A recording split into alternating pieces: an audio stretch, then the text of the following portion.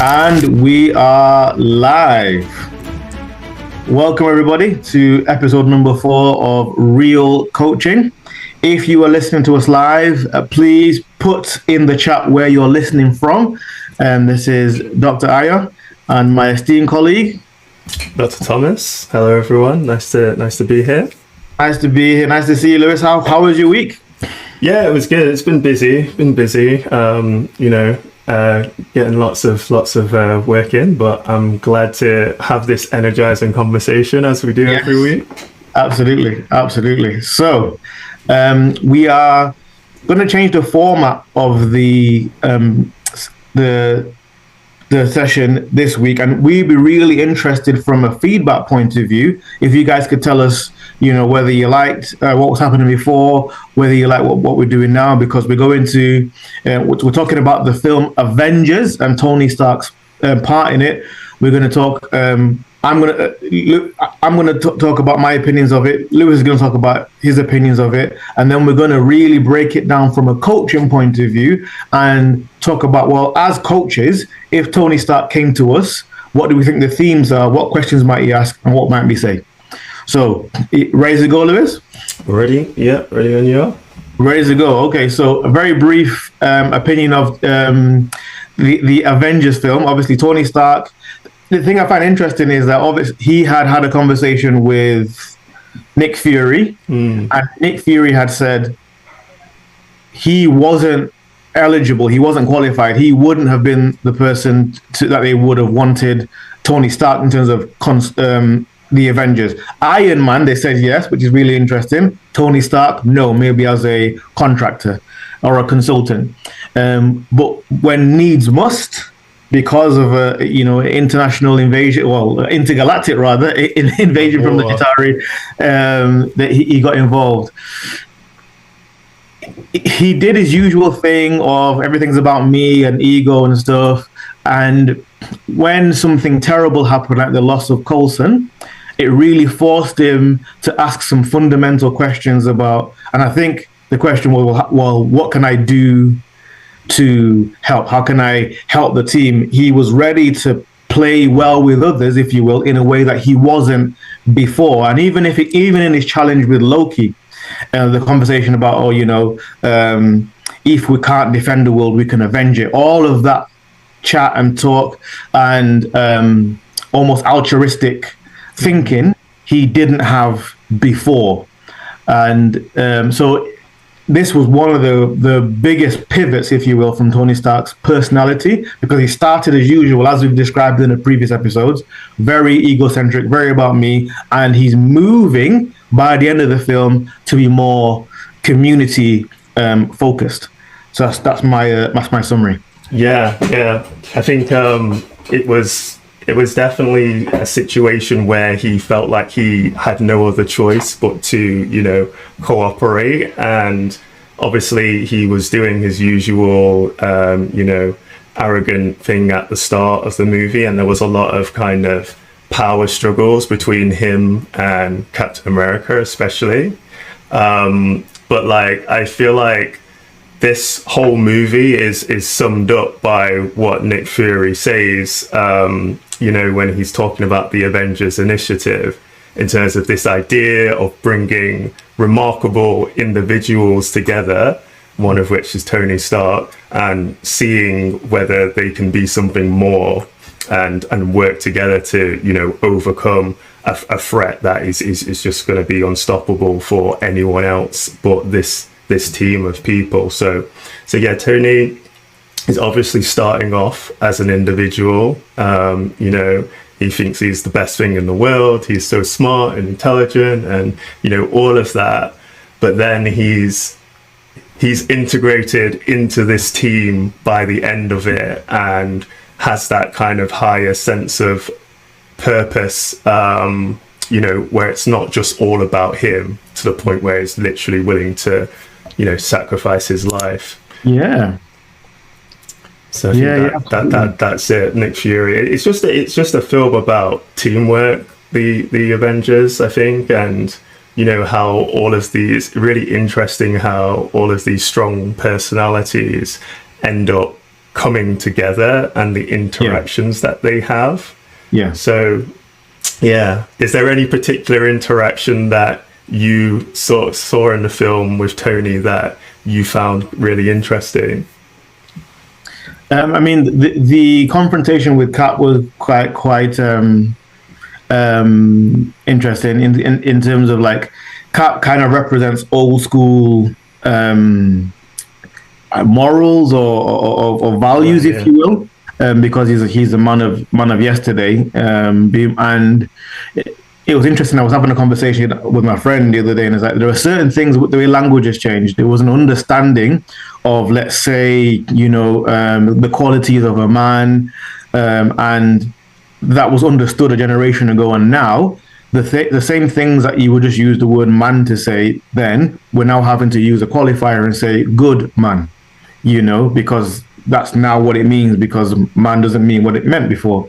And in this confrontation with Cap, Cap says to Tony, well, take the suit away. What are you? I mean, again, it's the kind of generational thing and technology and older people talking about younger people. And Tony's response is, billionaire, playboy, genius, philanthropist. Yeah. So again, and he's so quick with it. Yeah. So his opinion of himself is very, very high.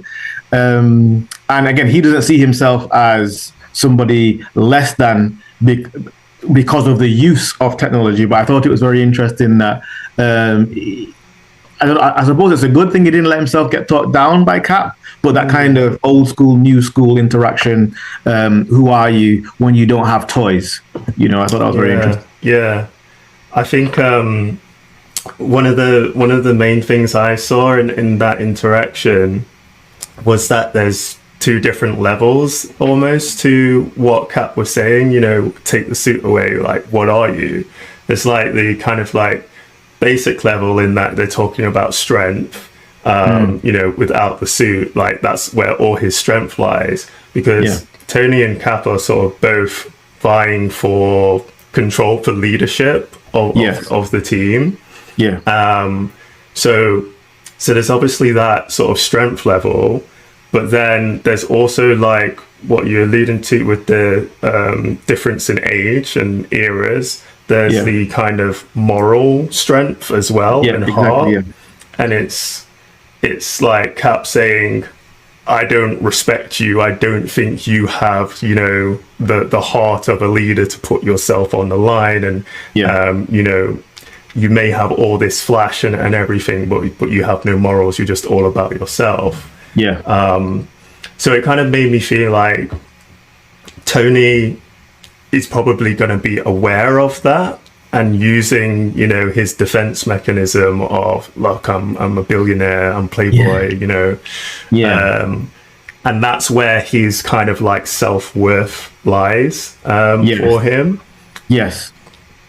You do wonder in terms of like the internal talk that Tony's doing, because again, he probably wouldn't engage in therapy, but by the end of the film, maybe the words that Cap has said has challenged him enough. And again, I do wonder whether it's that, or wonder whether it's a logic thing, because Tony is a very quick thinker, reacting on his feet. He knows that this nuclear weapon is on its way, and as much as it is a self-sacrificing play, are we doing him are we either doing him a disservice, or are we raising him up morally? Because he's thinking, well, he might just be thinking like, logically, I'm the right person to get it, redivert it, and send it up. Because out of the other members of the Avengers, who else could have done it? That's true. But I mean, it is a self-sacrificing play in that he wasn't sure he would come back. Yeah. Now, is it one of those things that, sometimes people who are very rash and like, well, I'll deal with that problem when I get to it. I'll cross that bridge when I get to it. Either way, he redirected the nuke and into space and saved everybody. And there wasn't a guarantee by the time he lost consciousness that he was going to make it back to Earth. Yeah.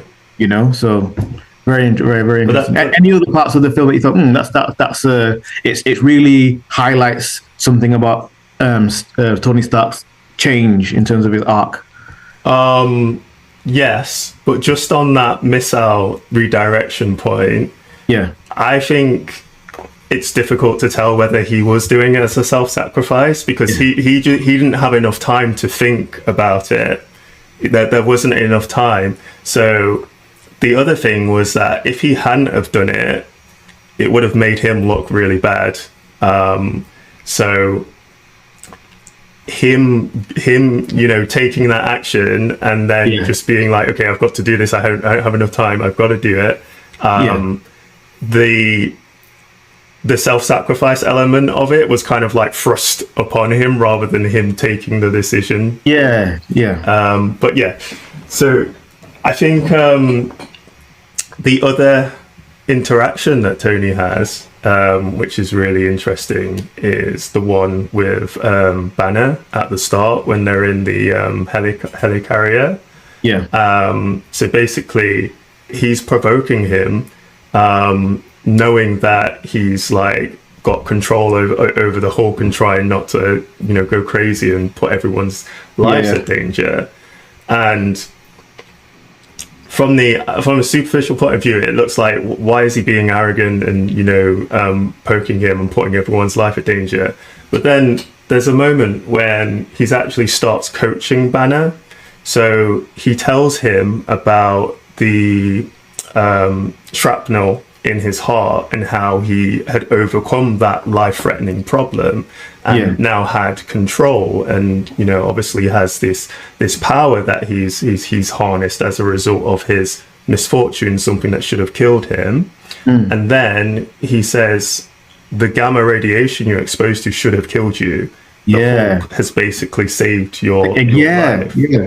So he's reassuring him, and then he's encouraging him, like, look, I've gained control over this really unfortunate event. You can gain control over the Hulk. And he was kind of like encouraging him with that self-belief. And I thought, we slag him off a lot for being arrogant and stuff, but I thought he deserves some credit for that. Yeah. It's a classic case of reframing. So for people who haven't heard, reframing is looking at the facts and giving yourself another way of thinking about it. So absolutely, like you say, up until that point, Banner had only ever seen. He didn't even name him, the other guy. He was so disgusted he wouldn't call him the Hulk. But he's like, that amount of gamma should have killed you.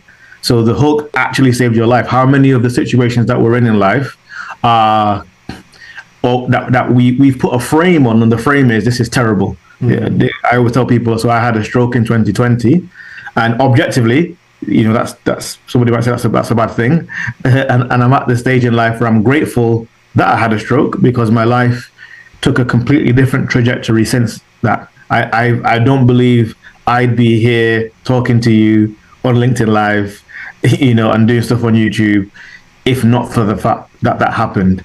So again, it's a fact. You can put a negative frame on it, or you can, because you choose the frame, you can choose to put a positive frame on, and make it work for you. Is there anything that maybe for you, Lewis, you've been like, oh, I've had to reframe this in a way that Tony Stark is challenging Banner to do? Yeah, I mean, the first thing that comes to mind is having sickle cell anemia, and that's been a chronic disease that has caused like periods of illness in my life that's prevented me from doing things and engaging in activities that I wanted. So when I was younger, I thought I was going to be an NBA basketball player and play in the NBA. So I was like playing, regularly as a teenager, and on that sort of trajectory. Well, I say this like no one can prove it, but I think I was on my way. How tall are you? Are you over 6 foot? Yeah, I'm 6'4".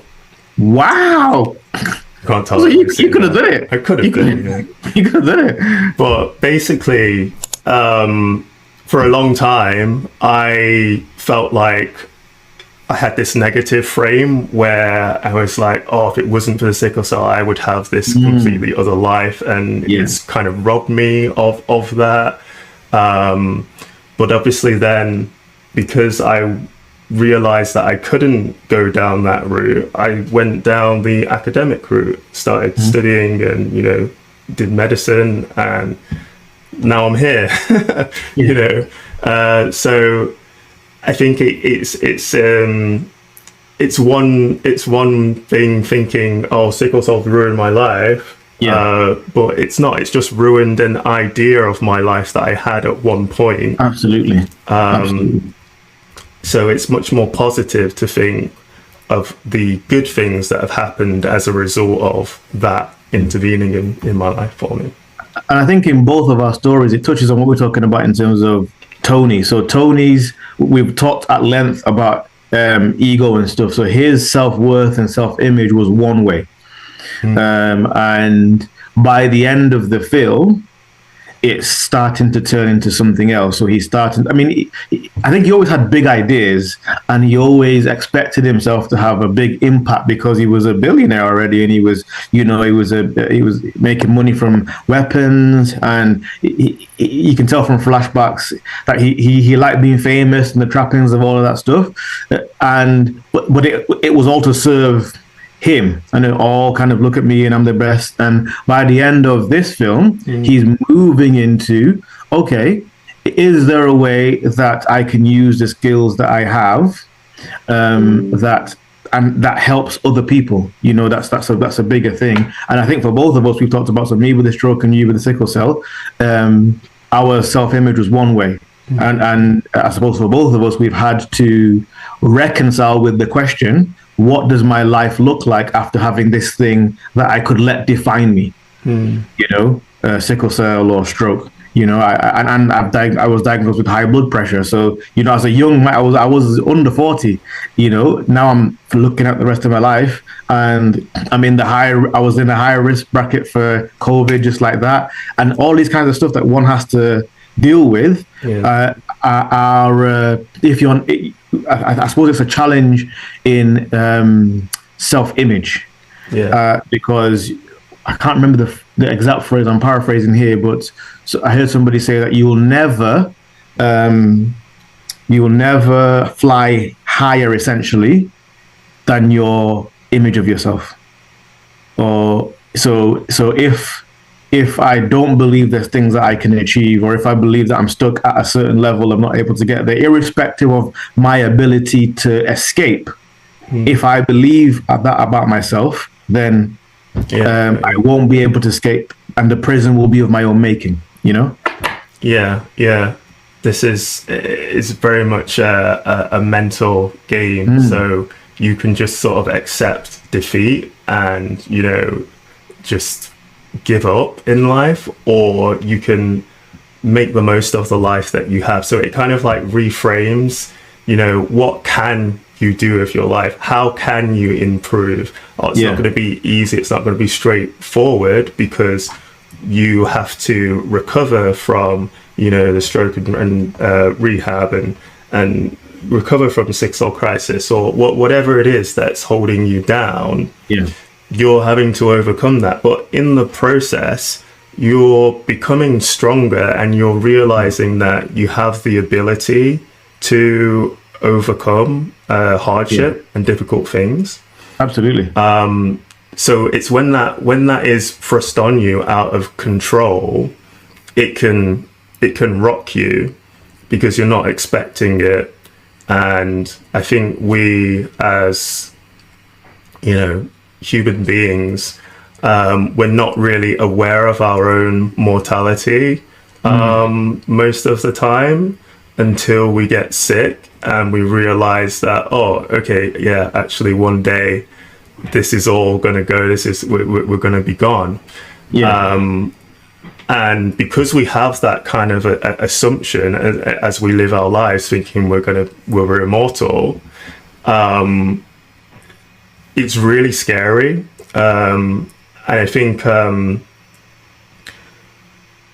it can either make you or break you.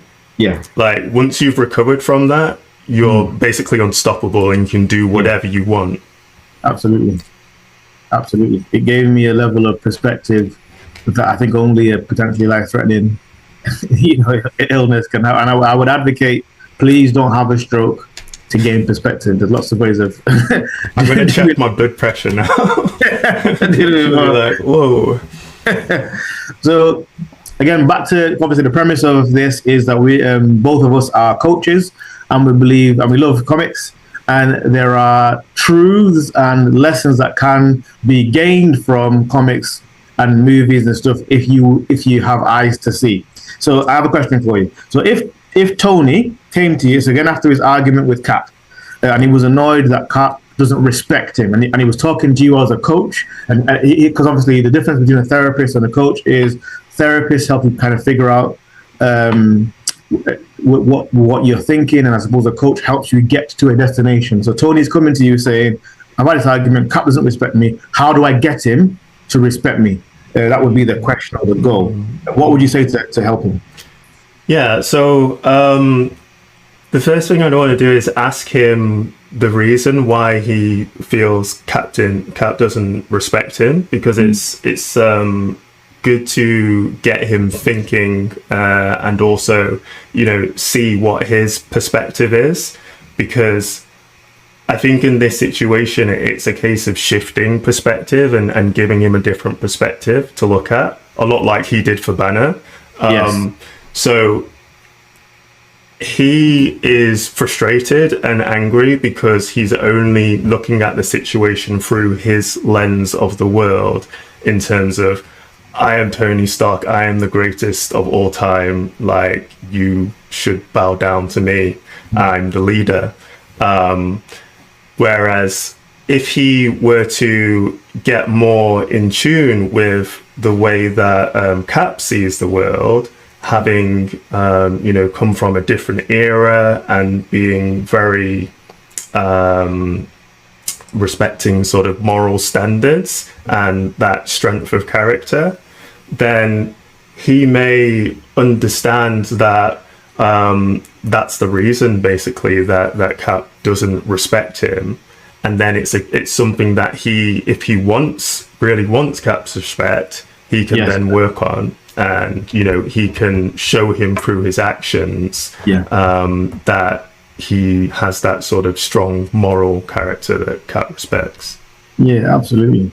I think that's really, really, really useful, and I think that you've touched on something that I think is like a life hack for so many different situations. So maybe what I might say to Tony is, there's often in our interactions we are only concerned about, well, what do I think, what do I get, and it's me.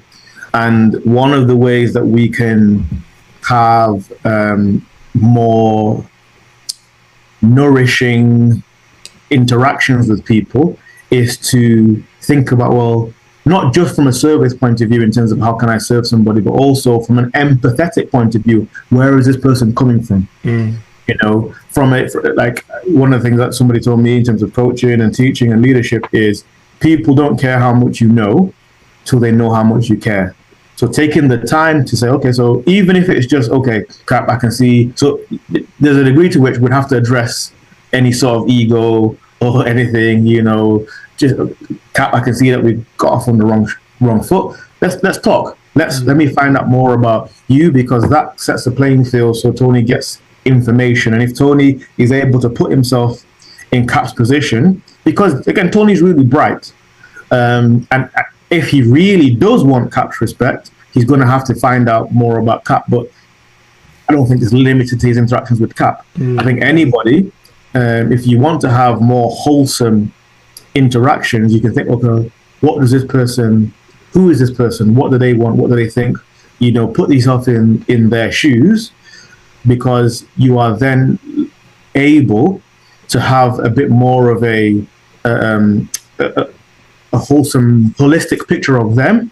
And if you can then add to that, okay, so how can I bring something of value to them, rather than what can I get from it? As an aside, if you can, let's say, add this to your sales. Most people think sales is, for instance, getting something from somebody and convincing them to do something that they don't want to do. But if you were able to look after every conversation as sales as a persuasion of getting somebody to get something they already have a desire to get. Now your focus is different because none of us like to feel convinced to do something we don't want to do. You know, a great salesperson is able to say, well, you know, I can see you want it. Maybe, and you ask questions to get to what the person really wants. So similarly, in these sort of situations, if you can take the time, and it does require effort, it's kind of the premise of the film Hitch. You remember? So Will Smith was very much like, most guys don't pay any effort, pay any attention. So he went to at lengths to find out about his date and stuff, and was able to connect with her at such a high emotional level because he'd studied and done his research. So Cap, I think what was his Tony is spend time figuring out who Cap is. Yeah. Because if you figure out who he is and what he values, if you really want his respect, you will have to make a decision as to whether you can walk in that direction, and then his respect will just come. And I think on that point as well, in terms of leaders of a team and trying to like engage team members, taking their perspective and giving them the agency to want to do something rather than, you know, trying to enforce your will on them. Yes. So it's very sort of like relevant to that in terms of helping people to see the importance of doing an action for the team for themselves. Right, because if you just tell someone to do it and they don't understand why and they don't feel like it's important, then they're not going to want to do it, or they're going to do it and it's not going to be, you know, the best job, the best performance. Absolutely. So empathy just goes, or it's just an overall good thing to do. It's a life hack. Yeah. You have to understand people in order to convince them to, you know, work with you and collaborate with you, and, you know, do things that are in everyone's benefits. And I think it also speaks to the difference maybe between a manager and a leader. So manager being do this, walk away, whereas a leader kind of says, well, we're walking in this direction, are you coming?